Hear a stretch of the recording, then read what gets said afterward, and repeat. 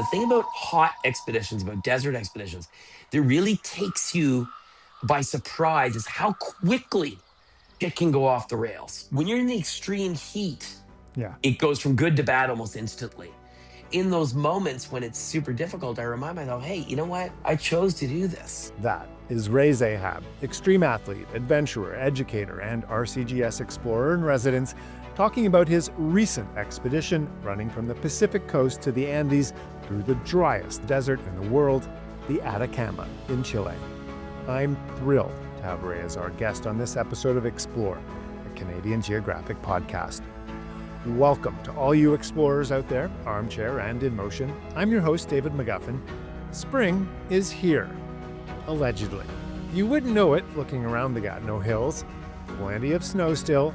The lake is locked in ice.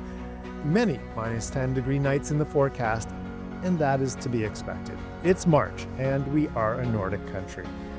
There are signs the season is cracking. Red-winged blackbirds showed up recently. Sun is setting later and later. Maple trees are tapped. And still, this is definitely the toughest of transition seasons in these parts. Spring is more of a concept than reality. 2 weeks of crocuses and daffodils in May, and then boom, summer. As my neighbor Marcia put it to me, I understand that in Europe, they have something called le printemps. I hear it's quite lovely. Sorry if I'm grumbling. As Ray and I were discussing before the interview, winter came early this year in these parts. Lots of snow in November, so it's been longer than usual, and that's been amazing for skiing and snowshoeing and all of that. But earlier this month, we also had a series of plus 10-degree days. I was working on my front porch, basking in the sun, and once you've tasted that, it's hard to turn back and deal with blizzards.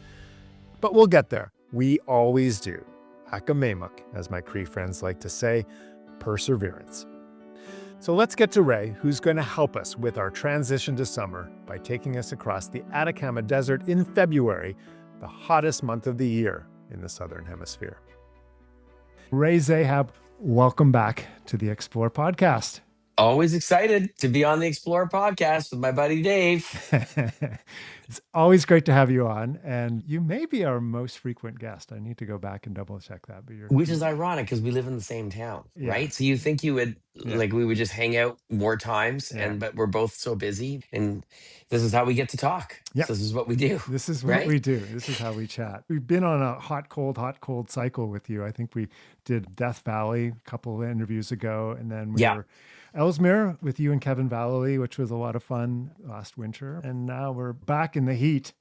We're in the Atacama Desert, which I know you've described when I first interviewed you, and you ran the length of it, which is like 1,200 kilometers, is the hardest run you've done. What is it about the Atacama? Because you do keep going back. What is it about the Atacama that keeps drawing you back? It's a great question. So I've done, I don't know, 45 or so expeditions over the years. And granted, the expedition that Kevin and I did on Ellesmere last year, for your listeners, 28 days hauling sleds across Ellesmere in winter overland. It was a tough expedition. You could go back to a previous episode of this amazing podcast and hear the stories. But the Atacama Desert, when I crossed it, 1,200 kilometers north to south, and as you mentioned, it had to be one of the most difficult projects I'd ever done. Keep in mind, I ran across the Sahara, 7,500K. I ran across the Gobi, over 2,000K. The Namib Desert, close to 2,000K. It's definitely not the longest desert, but the terrain there was unbelievably brutal.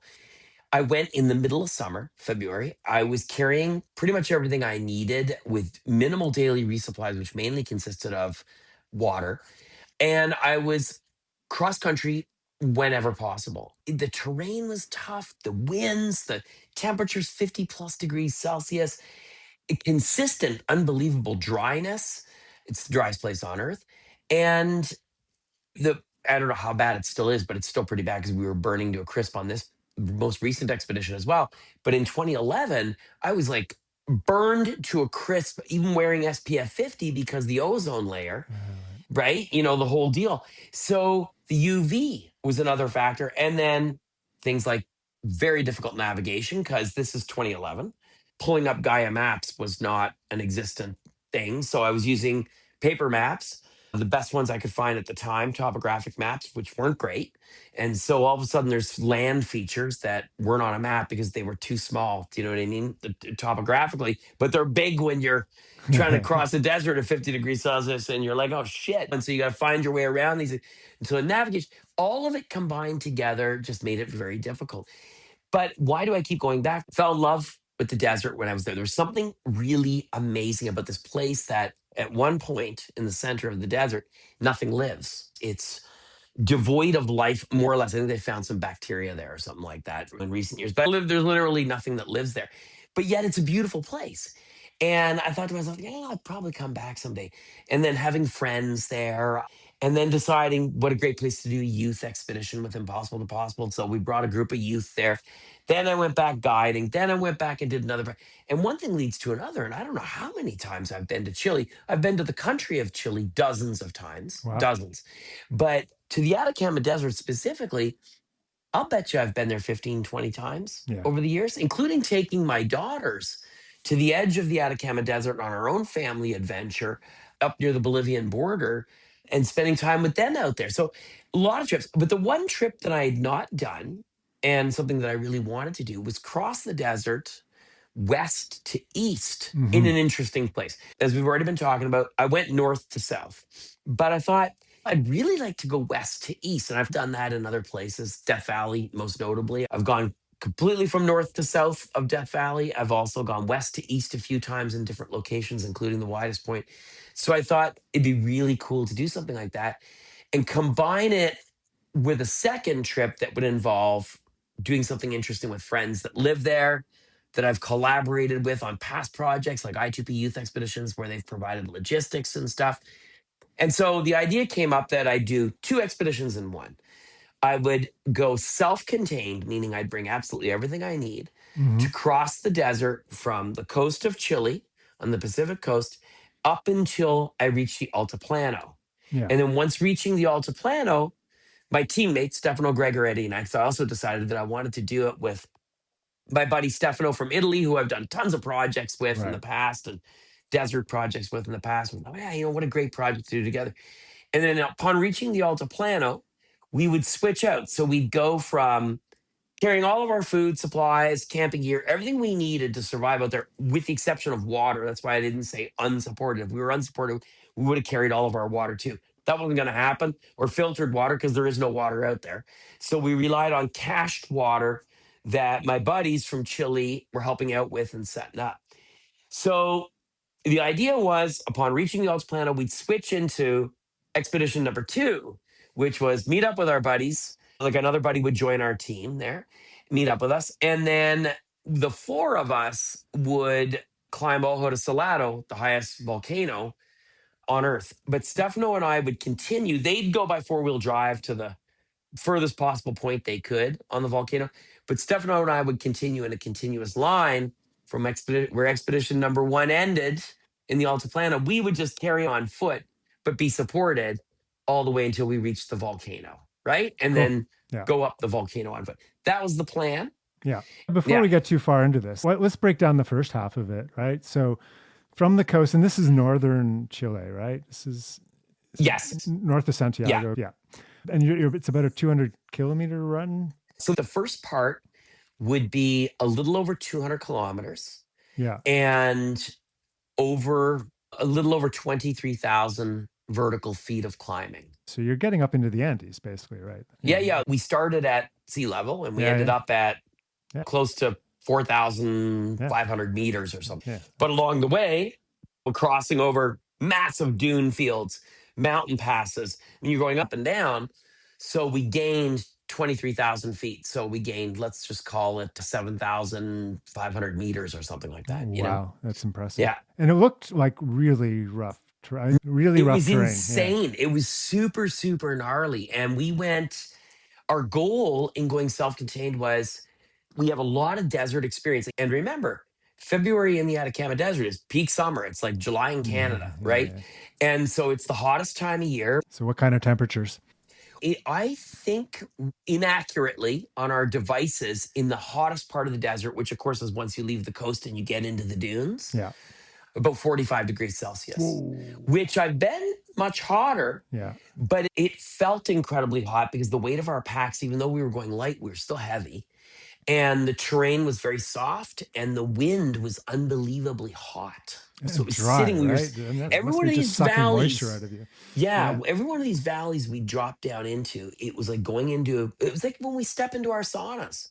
Because that feeling of that wave of heat hits you. And as a matter of fact, I can remember one mountain pass we were going over, and we're in this deep sand and we're climbing up over this pass. And I remember thinking to myself, shit, this is real. We're trying to get to our next water cache, which is a GPS point that we have, and we know where it is.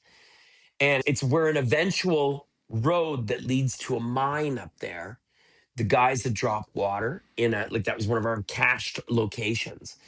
And I'm looking at it and I'm like, we got another 1,000 feet to climb. And then we got to descend straight down the side of this mountain pass for about 4 or 5 kilometers. And then or maybe it was less than that, 3 kilometers. And then we're going to hit this cache of water.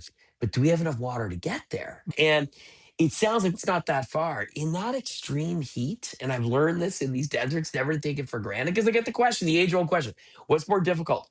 Hot expeditions or cold expeditions? They're both equally difficult, but for completely different reasons. And the thing about hot expeditions, about desert expeditions, that really takes you by surprise is how quickly shit can go off the rails. It's an instantaneous, it's when you're in an extremely cold expedition, stuff starts to deteriorate Yeah. and okay, this is going really bad. But when you're in the extreme heat, Yeah. it goes from good to bad almost instantly. And for that reason, it was incredibly difficult. But as you mentioned, moving through the terrain, if I was to describe some of the terrain to you, from deep sand Hmm. to you're in deep sand 1 minute, and then the next minute you're in these rocky washes that were not that dissimilar to deep washes that we would find in the Namib Desert or in other deserts I've seen around the world, where it's these dry river washes coming out of the mountains and that you can't see them. So picture you're on like this rocky landscape and you're Yeah. looking across this plain and you think, okay, looks like it's flat for the next kilometer or so. Yeah. And you go 60 meters. And then all of a sudden it drops down into this massive gully that you can't see 60 meters ago. Like it's crazy. Yeah. And you're crossing hundreds of these things. But can we go back to your gear too? Like, how Yeah. much gear are you carrying for these 4 days? So we had everything we needed essentially. So Yeah. what we did was we brought ultralight tents, and we debated on the tent thing. Do we bring one tent and share it? Or do we bring two separate tents? Ultralight either way. And we decided that in an emergency, if a tent was to get shredded, because the winds out there are gnarly. So not being in the tents for a certain section of this desert, because we didn't sleep in our tents all the time. There was only for a certain part of this desert where the wind is especially intense, it can get over to 100K an hour at night. We decided that worst case scenario, if a tent was to get damaged and destroyed or whatever, the two of us could cram into the one person tent for safety and get very cozy with one another. And Stefano's not a small guy. So it was going to be very cozy, very good. So we decided on that. So we each had a tent. Our sleeping gear, we went as minimal as we could. The Mhm. clothing we were wearing is the clothing we would wear the entire time. Of course, Yeah. no changes of clothing, just warmer layers. I had an ultra lightweight Canada Goose down jacket that I had in my bag. So it was the one piece of gear where I said, because nights would get extremely cold as we got further up, right? So you're going from 45 degrees Celsius to with wind -10 was Mhm. possible as we got further. So staying warm at night when you're in the extreme heat and you're getting into the colder temperatures, it feels even colder, right? It feels like -50 in the Arctic. So you want to have those warmer layers. So that's starting to fill up your backpack a little bit. Right. As far as food was concerned, we're very experienced at going long distances on fumes. We talked about food last year with the Ellesmere expedition. It was the same thing with Kevin and I, where we didn't eat during the day. The bulk of our calories were consumed at night. We had a lot of calories, but we consumed them at night on this expedition as well. We brought 6 days of food, hoping to be faster than that, but it included no breakfast and no lunch. And so basically it was dinners and snacks for during the day, Mhm. but we went minimal and we knew that we would be in a deficit, but we would be lighter. Right. Right. And so the goal was to keep the packs as light as we could while still surviving.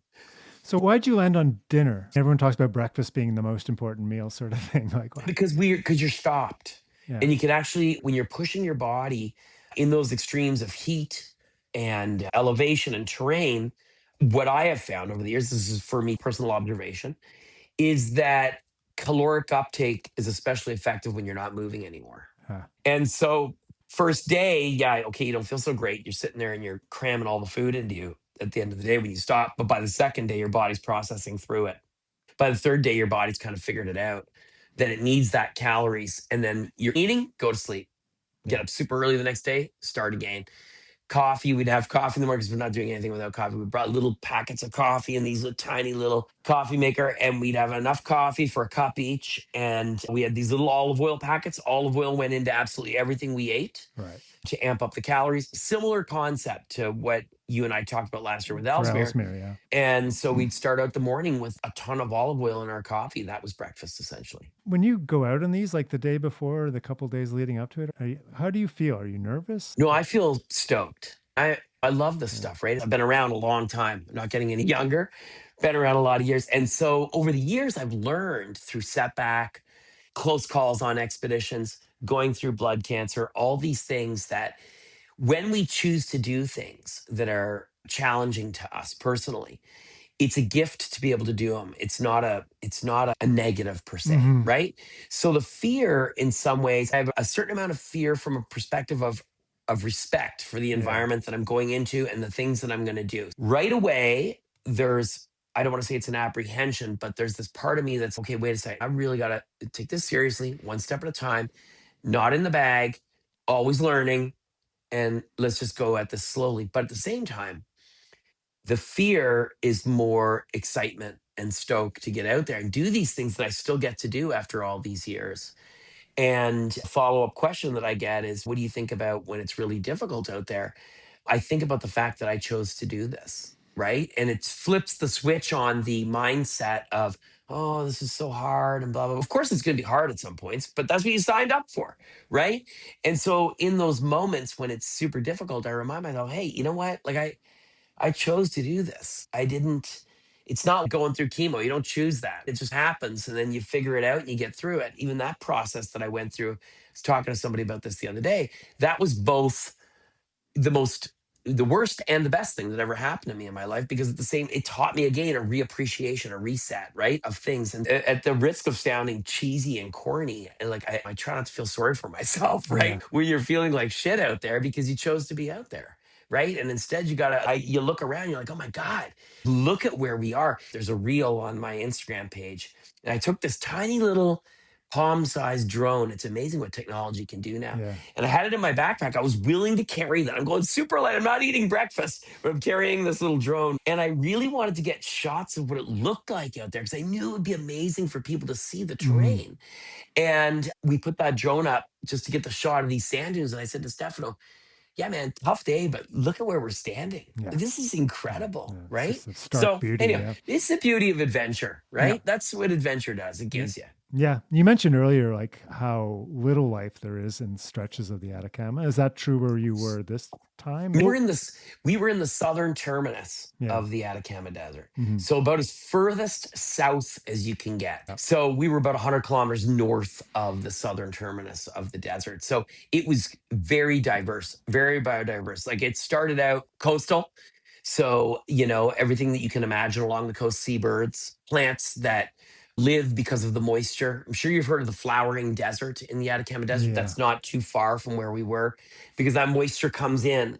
And then as we crossed the foothills and Yeah. ascended the foothills and descended down into these huge dune fields, for lack of a better term, all of a sudden, insanely dry, bone dry like it is in the north, incredibly hot, very hot, still air, no plant life whatsoever, Hmm. nothing, right?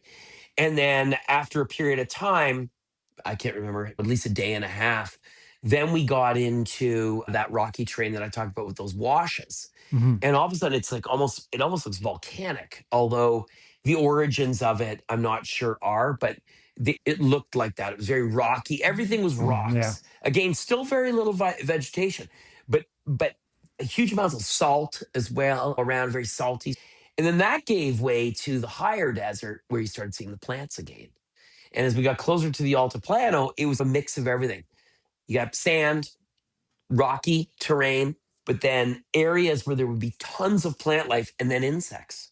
And we Oh. saw scorpion, we saw all that stuff as we got closer. Probably on our, I think we saw the scorpion on the second last day. Hmm. And then on the last day, we got on to, oh, by the way, we were almost entirely cross country as we were doing this because we went in a straight line. Yeah. But occasionally we'd pop out onto double track or whatever. Like it was like a power where they put the power line road where Yeah. so they could build the power line, or a mining road. But as we got towards the last piece, reaching the Altiplano, then we were on a gravel road, and that gravel road passed through. It was a mix of gravel road and then us going cross country up over these mountains, and there was communities in there, like very small, 3 or 4 houses, then another one, 5 or 6, and there was water there. And where the water came from, I'm not 100% sure, but Right. there was tons of it. And these were Huh. small farms and homesteads. It was really Wow. cool. And that was all like in the last day. Yeah. And then there was this brief arid period again. And then we crossed into the Altiplano. And you knew there was instantly a different look. It almost looked kind of Lord of the Rings-ish. What's an average day for you? Like you talk about getting up and having your coffee. What time's coffee happening, and how long are you guys going for? Again, every desert expedition I've done, and there's been like, so half of the 45 expeditions I've done have been Mm. in deserts, probably. It's always different, right? What your routine is going to be. Specifically in this expedition, we decided that what we would do 100% working together, synergy again, just like Kevin and I had on Ellesmere last time. Although this was going to be a much shorter expedition, it would be very difficult. So we wanted to have everything dialed, completely dialed, and we couldn't afford to make any mistakes out there navigationally or anything else, because then 5 kilometers in the wrong direction, you're out of water. And we did miss a cache when we were out there. And literally, we almost ran out of water. And it was because we randomly stumbled upon, way in the distance, we could see like a little bit of green in this completely arid valley. And I said to Steph, oh my God, I wonder if that's like an oasis or like one of those homesteads. Turned out it was a water refill station. Like, I'm using the term station loosely because it was just basically like in the bush, there was kind of like these two shacks and these pipes coming out of the ground with pumps. And they were filling up these water trucks that were going into the mines down these dusty Mm. roads. And so we go in, and of course, you can just imagine water's pouring everywhere. And we're dry. We've gone 25K or something, no water. Knock on the door because Stefano's Italian. He can speak Spanish better than me. And so we walk in, and in broken Spanish, Stefano's asking him, hey, do you have any water that we could drink? And the guy, perfect English, he's, yeah, come on in, guys. Yeah, I got all kinds of water. And he had these big water jugs. So on my page, if you saw the photo of us just sitting there looking Right. like bags of shit in this shack, Yeah. that was in that shack. The guy said, you guys look like shit. He goes, give me your phone. I got to take a picture of you guys. So he Yeah. took a picture. But so we were able to get our water. So what do our days look like? We wake up, we plan for the day. We go over the maps. We have a very good idea what our route is going to be. We know where our water resupplies are going to be. And How much are we those? How go much is in those water resupplies? Just 4 to 5 liters. wow, for the Yeah, two of and each, or approximately for every 15, no, total. wow. We'd go 15K. We'd start out heavy on water, run it down. Typically, we'd start out with, yeah, this same idea, 2.5, 3 liters each. Yeah. And then, but again, we were trained for that, eh? Going in the Mm. sauna. There's a long, there's a long training period to adapt to the amount of water that we knew we'd want to carry because water's so heavy, right? Hmm. We wanted to only carry a few liters at a time, and or whatever was possible for resupplies. Because again, it's not like you could say, let's put it here.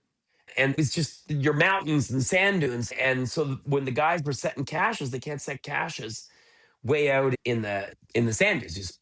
You get stuck. So the caches were determined by where there would be a road crossing, or there'd be a double track, or there'd be some feasible way of setting a water cache. And that's why sometimes we just couldn't have one, and we'd have to carry all the water that we would possibly need, right? And prepare for that Yeah. for the day. We go over maps together, make decisions navigationally. You're looking at a bunch of mountains. So there was a number of times where we would discuss our original route and then change our route that morning based on the previous day's terrain. and say, look at if we're up at it, if we're up at it again today, against it again today, let's go left instead of, you know Yeah. what I mean, on our map. And let's stay on these low contours and do the best we can in this because the terrain is really rough. Go further distance, but less elevation gained, right? And stuff like that, right? That was the other piece of the morning. And then just getting the gear ready, packing down, Yeah. and we'd be up at 5, Hmm. try to leave by no later than 6:30, Yeah. 7, and get as many kilometers underfoot as we could before it got super hot. And then the Yeah. rest of the day would play itself out. And when we couldn't absolutely go any further, and we determined in the terrain that we were in, like 50-ish K was going to be as good as it got. Right. Like it just wasn't going to, no, we couldn't physically at that point, the way we were doing it, go any further. Yeah. Obviously, in previous expeditions, I've done 60, 70, 100 in a day, depending on the expedition But and the looking at this, terrain. it seemed like just from the pictures, like it was really hard to run almost anywhere, right? A lot Oh of it yeah, there was, was very little running, and the fact that you're net uphill every day. yeah, You're going, and it's steep net uphill. yeah, So uphill with heavy packs. Occasionally on the descents, if we had long descents, we had. That's henceforth why you started at sea level and you end up at 13,500 or 14,000, like 4,500 meters or so, hmm, let's say. The reason it's double that in elevation gain is because, obviously you're going up and then going down. And sometimes, like one of our downhills was like 5 kilometers long, well, coming down over this mountain pass. that's And you're just so. thinking, oh shit, we're losing all of No, this I know elevation that we totally worked all so that. hard to get.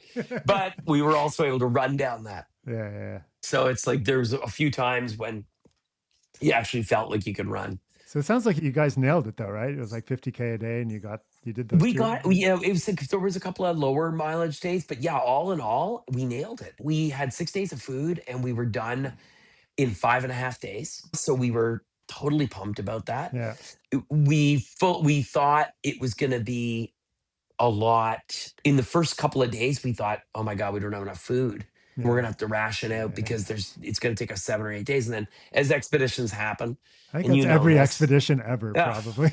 And all of a sudden you're like, oh, wait a sec, things have turned around. And you had two really great days, and all of a sudden Yeah, you're making great navigational choices, and all of a sudden you're there, right? But yeah, so we were totally stoked because, to be perfectly honest with you, that first part was the work. And then yeah, the second part, climbing the volcano, yeah.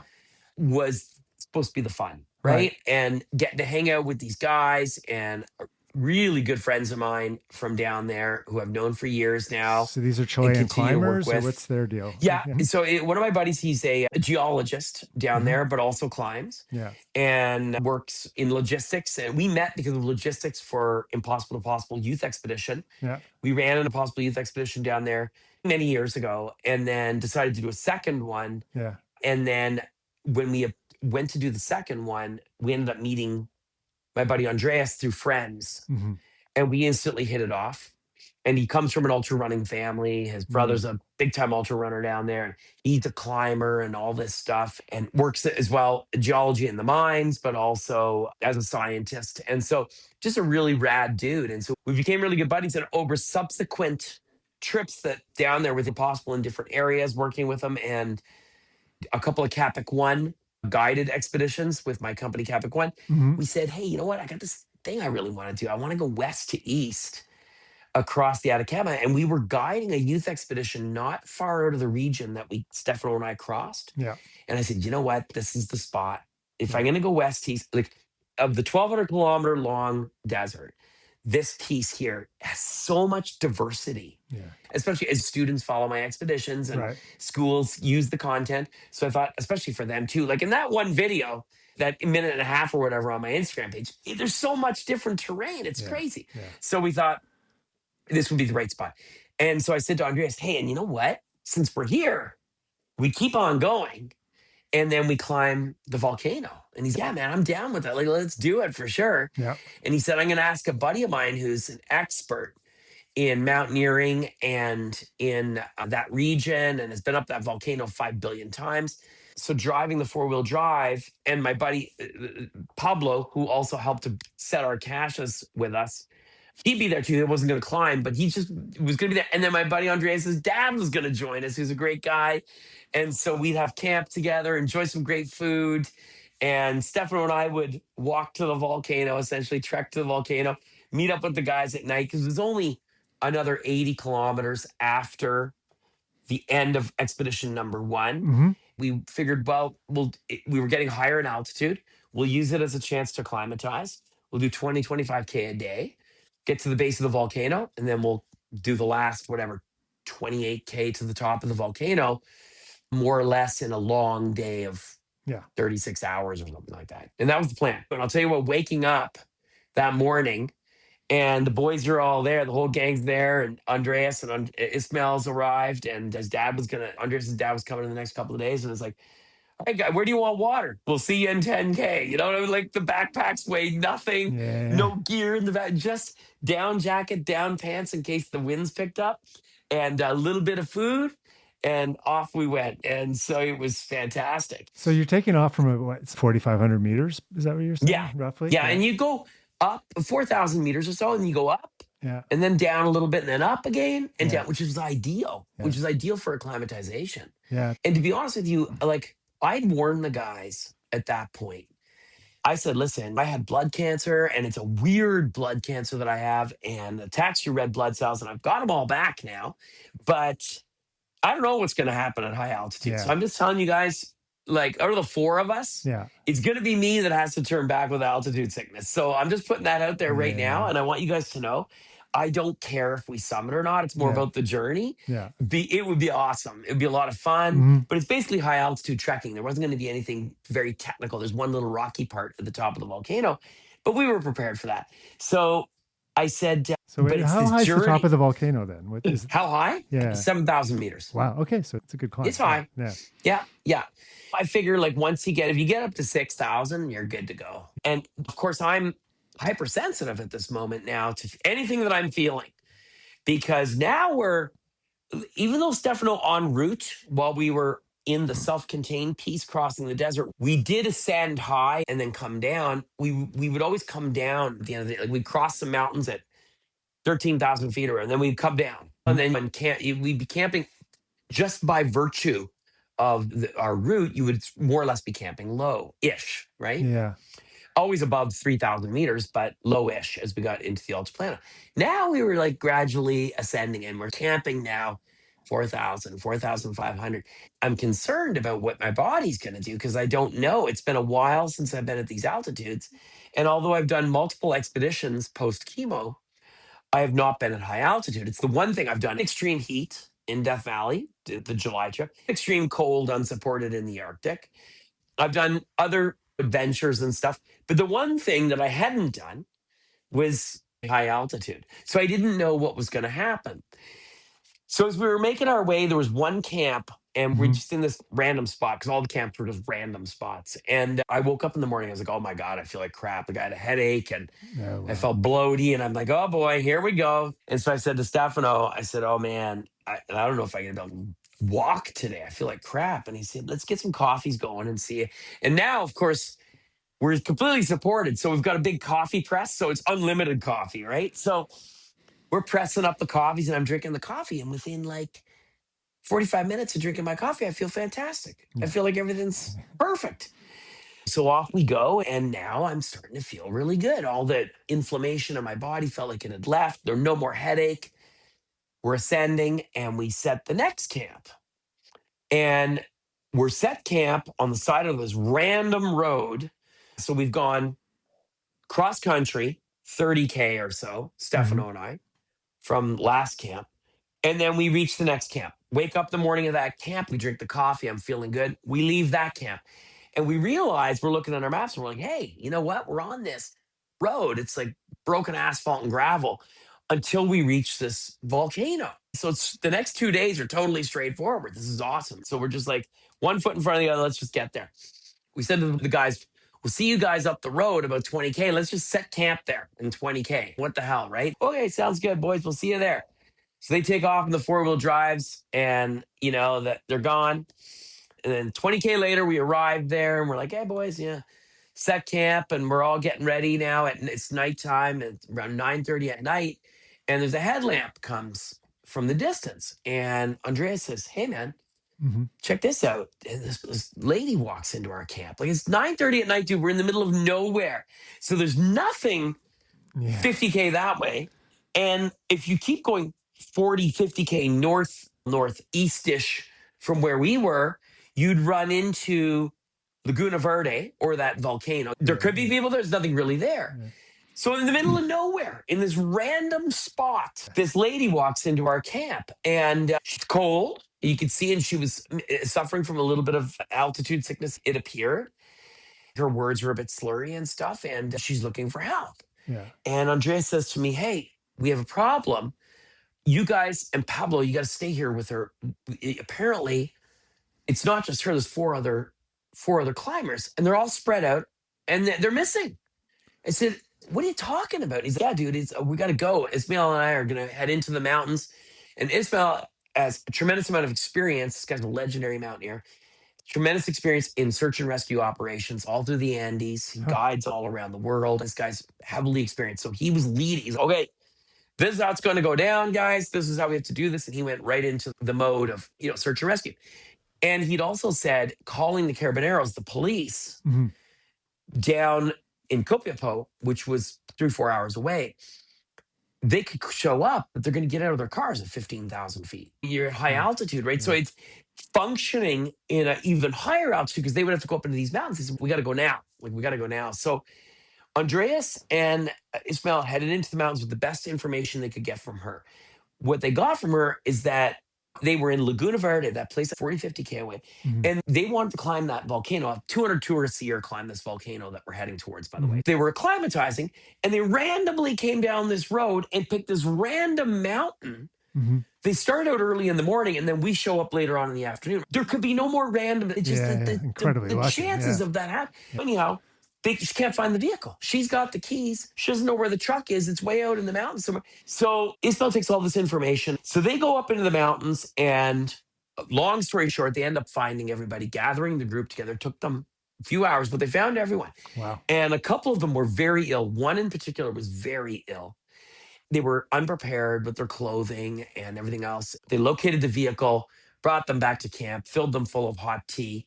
And then Ismail instructed them, you need to go to low altitude immediately because your teammate, he was saying this to the woman who spoke the most English, Yeah. is very ill, and you got to go now and get some medical help. And so they left. And Ismail told us, he said, and this is a man with a tremendous amount of experience, right? And they wouldn't have survived the night. There's no way. They weren't prepared for the exposure. It was very cold up there. Hmm. Combine that with being at high altitude when they had just arrived Oh, wow. flew in from Europe, and then all of a sudden they're in this situation where they're at high altitude. He said it was just a mix for absolute Absolute disaster. perfect storm. Because Yeah. Wow. yeah. And so randomly, because we're doing this expedition, randomly because we decide we want to walk to the mountain, Yeah. all of a sudden, Yeah. here we are with this crazy contact with one another. So at any rate, and then we woke up the next morning and walked to the volcano. And that's what happened. Nice. So you made it to the top. No, so we make it to the volcano. And then we decide at that point that normally now we're at Camp 1, low Mhm. camp. Roughly again, let's call it's 14,500 again, like in or about. So whatever, Mhm. 4,500 meters. And we're getting the ropes and all that ready for the little bit of rocky scramble that's at the end. And we're taking a day off, all of us. And normally what would happen is from this point, for the next 23 kilometers or so, people would take a 4-wheel drive and go up the slope of the volcano, get dropped off, and then some trek the 7 or so kilometers to the summit from there, or they continue in the 4-wheel drive. It's more precarious, and then they trek the last 3 kilometers to the summit, right? That's what people do. Mhm. So we were going to continue, of course, on foot because Stephano and I are going in one continuous line from the coast. So we go to crash that night, and I said to Stephano, yes, man, I'm nervous because we're waking up the next day. It's going to be a 36-hour day. We're going to do the whole thing. And I said, he said, do you think you're going to be able to, do you think you're going to get altitude sickness? I said, I don't know.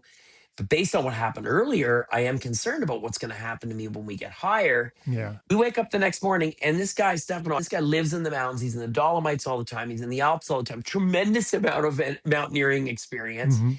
And as Ismail would say, Like with altitude sickness, it's complete luck of the draw. I woke up, dude, feeling like $1 million.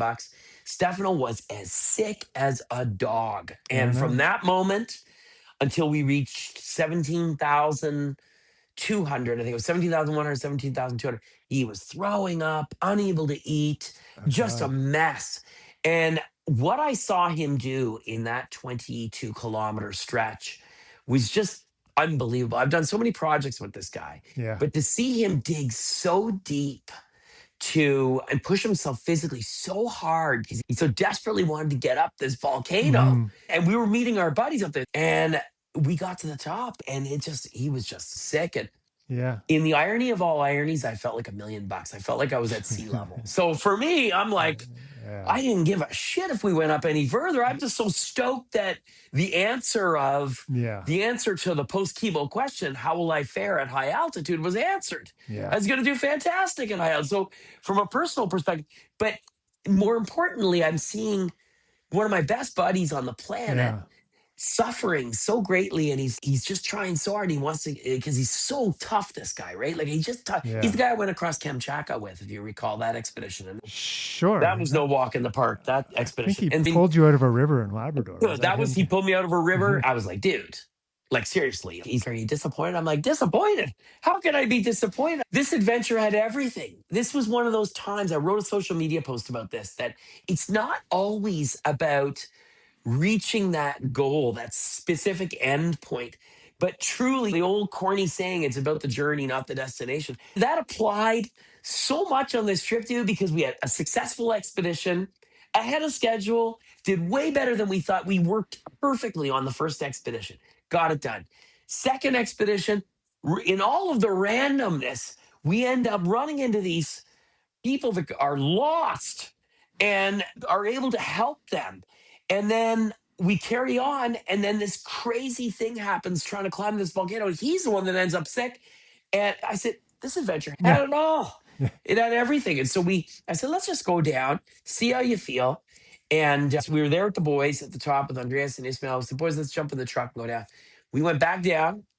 And I said, dude, check out what you walked up today. Like it was gnarly because we were cross country for parts of it as well. And it was pretty gnarly. And I'm like, you did that like on zero food and essentially throwing up air for the last, because there was nothing left for him to throw up Yeah. all day. And so then we got down to the base camp, and then it was abundantly clear that his body was not cooperating and it wasn't going to get any better. So we packed up the next day and went back to Copiapo to sea level. And even then, he was still a bit funky the day after that. But what a Yeah. great trip. Like it was an amazing two projects that had just so much stuff. That's actually a perfect segue to a question. I threw it to listeners if they wanted to ask you a question, and we got one which is perfect for this moment, actually. So it's from Aaron O'Carroll. Do you know Aaron? Oh, yeah. He used to work with RCGS. Great guy. Yeah, Yeah. really good guy, friend of the podcast. So he says, okay, the hardest thing about exercising for the average human being is getting off the couch. The hardest call for an extreme athlete is perhaps knowing when to call a premature end to a long-planned major expedition. So he wants to know, how does a superhuman like Ray Zahab grapple with the decision to continue when he's exhausted and cold, hot, confronted with voices in his head saying, pull the plug, Ray? And does his thinking suggest anything for the average person trying to get off the couch? So it's a two-parter there, I think. But Luckily, I'm not superhuman. So the question becomes mute, right? In all seriousness, you know what? I've had 45-ish expeditions. I've had 4 or 5 go sideways where things didn't go as planned. Kamchatka, which I just mentioned, being one of them. You just know. Like after doing this for so many years, you just know when it's time to pull the plug. And it's almost like this warmth comes over you. You're very comfortable with the decision because you know it's the right call. It's a gut instinct on times 1,000. It's like a wall. If you try, no, screw it. We're gonna keep going. It's like you're pushing against a wall, an internal wall that won't let you pass. You just know it's not gonna happen, and there's no remorse in that, or sadness, or anything else, or regret, because this is the decision. It's what you have to do. The first time on Ellesmere, same thing for Kevin and I. We just knew. We woke up, we looked at each other that last day on Ellesmere in 2022. We looked at each other and we said, it's over. It was very difficult. And okay, so the initial it's over is very difficult, but then you instantly get over it because of Right. everything else I just said.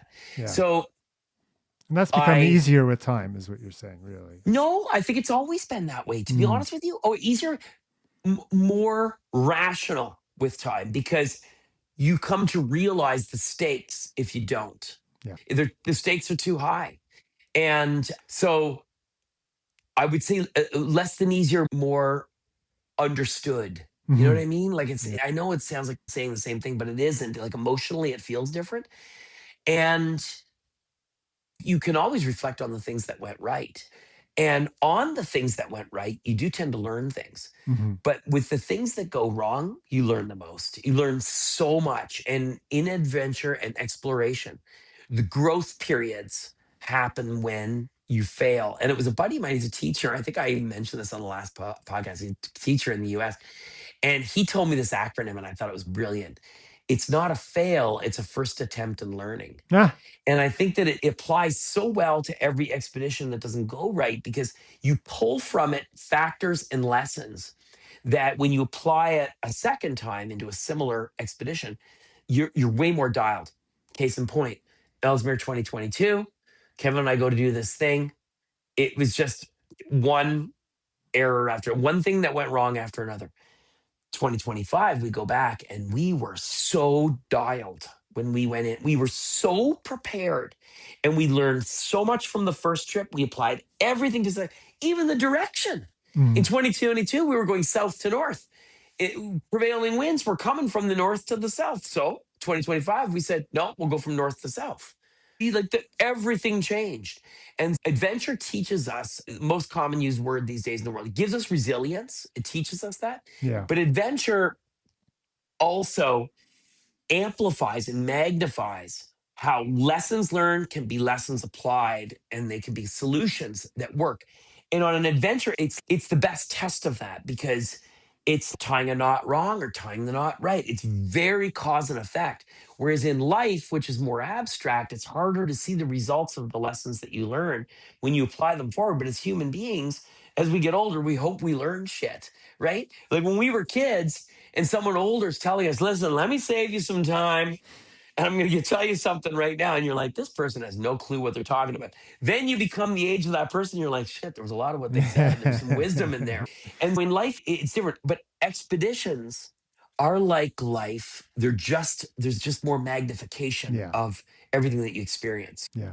Awesome. Thank you, Aaron. That was a great question and a great answer by you, right? So thank you. Thank you, Aaron. So, what an amazing adventure, and looking forward to hearing what's coming next. I'm also asking on this podcast, based on the kind of exploration or expeditions you're doing, is there a movie or movies that you really love that feel like capture what you do? It's a really good question. If I'm watching documentaries, it's different subject matter and that Hmm. sort of thing out of Out of your this, realm. Yeah. out of the business. Do you know what I Yeah. mean? Doing something different and experiencing and something different. I'm trying to think about running movies like Chariots of Fire, or I'm trying to think what Uh, else there is. I What's that can't think of Prefontaine anything. movie? Well, there was a film that actually, you know what? You bring something up. One of my favorite documentary films of all times was a film about ultra running before ultra running was a huge thing. Hmm. And it's called Running on the Sun. If anybody's able to find it, Hmm. a very difficult film to find. And it's about the Badwater Ultra Marathon that takes place Where is that? but in Death Valley. Okay. And on the road, it's a road race that goes through Death Valley. And then it crosses Death Valley and it goes into the Panamint Valley. And then it carries on up to the Mount Whitney Portals Road. And it is just an absolutely incredible exploration into the mind of these people that were doing these things pre-Instagram, pre-Facebook. I think it was made in 99, 2000, something Hmm. like that. Just an awesome documentary film. So if you can find it, Running Yeah. on the Sun, it's Yeah. so radically retro. It's just amazing. That's fantastic. Listen, Ray, always a pleasure to have you on, and I look forward to the next time. Yeah. Thank you so much for having me. It's an honor to be here. Favorite podcast. Thank you, sir. Thank you very much. Thank you, sir. And thanks to all of you for listening. If you like this episode, definitely go back and listen to Ray and Kevin Vallely in episode 104 of this podcast, talking about their self-supported cross Ellesmere Island expedition last winter on the highest of Canadian high Arctic islands. Lots of perseverance in that one. and some fascinating encounters with wolves. And if you enjoy this podcast, please give us a rating and review where you listen. It helps build our Explore community. And click on follow too, so you don't miss future episodes. We've got some great ones heading your way. Until next time, when we'll explore again, I'm David McGuffin. I think right now we're enjoying very much looking back at the Earth, and it's just a fantastic experience, and I just can't wait to get back and start telling people. We left Simpson about June the 10th with the fur brigade, consisting of a number of yacht boats, each manned by 10 voyageurs. For us Inuit, it means that Inuit oral history is very strong. And we flew low over every inch of the country that could be. We were hoping that he would fire at us. I guess 160